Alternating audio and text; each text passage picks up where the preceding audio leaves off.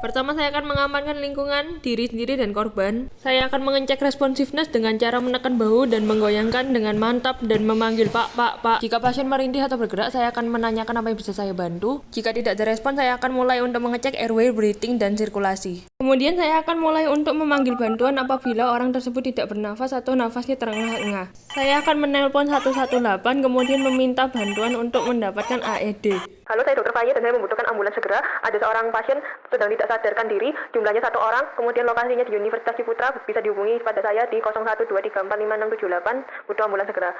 Saya akan tutup telepon jika diinstruksikan oleh petugas dan saya akan minta juga dikirimkan penyelamat kedua jika ada. Korban diposisikan di atas permukaan datar dan keras. Saya akan cek arteri karotis tidak lebih dari 10 detik dengan 2-3 jari saya. Jika tidak teraba, maka harus dilakukan penekanan dada atau chest compression. Jika denyut arteri karotis terdeteksi tapi pernafasan tidak memadai, saya akan lanjutkan dengan bantuan pernafasan dengan kecepatan 10 hingga 12 nafas per menit atau 1 nafas tiap 5 hingga 6 detik hingga bantuan datang. Saya akan memeriksa arteri karotis setiap 2 menit. Selanjutnya saya akan melakukan chest compression. Pertama, saya akan meletakkan salah satu tumit satu tangan saya di tengah dada antara garis puting susu setengah bawah tulang sternum, dan saya akan menempatkan tumit yang lain di atas tangan yang pertama. Lengan atas dan bawah saya berada pada satu garis vertikal. Selanjutnya saya akan mulai untuk melakukan quality chest compression, yakni kedalaman kompresi 5 hingga 6 cm, kemudian saya akan membiarkan untuk recoil lengkap setelah kompresi masing-masing, kemudian memberikan 30 penekanan dengan kecepatan minimal 100 kali per menit, dan kompresi dilakukan kuat dan cepat, serta minimal interupsi. Setelah 30 kali penekanan, saya akan membuka airway. Metode pertama yakni health tilt dan chin lift dengan cara menempatkan orang pada permukaan yang keras, kemudian mengangkat dagu dengan satu tangan, sementara tangan yang lainnya mendorong dahi ke arah bawah.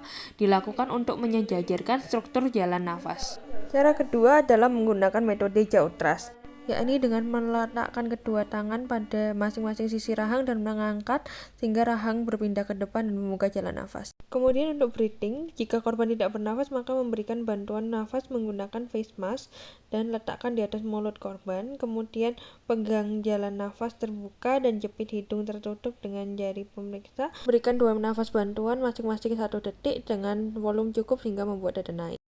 Lakukan 5 siklus RJP selama 2 menit. Setelah 5 siklus, lakukan pengecekan nadi karotis.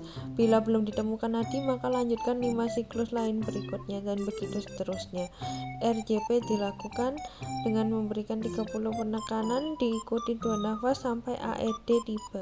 Setelah AED tiba, segera persiapkan, nyalakan AED, lalu ikuti instruksi yang diberikan. Saya akan membuka pakaian pasien, kemudian mengeringkan bagian dada apabila basah. Kemudian saya akan pasangkan pada tepi dada kiri bagian bawah dan juga dada kanan di bawah klavikula. Saya akan biarkan AED melakukan analisis irama dan tidak menyentuh pasien.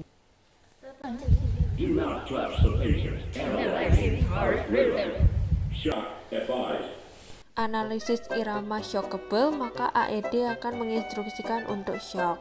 Saya akan menekan tombol shock sesuai dengan instruksi dan melanjutkan RJP sesuai dengan instruksi AED. Apabila non-shockable, saya juga lanjutkan RJP sesuai instruksi AED. Pergantian posisi penolong setiap 5 siklus atau 2 menit dilakukan ketika AED memberi aba-aba, menghentikan kompresi, dan menganalisa irama.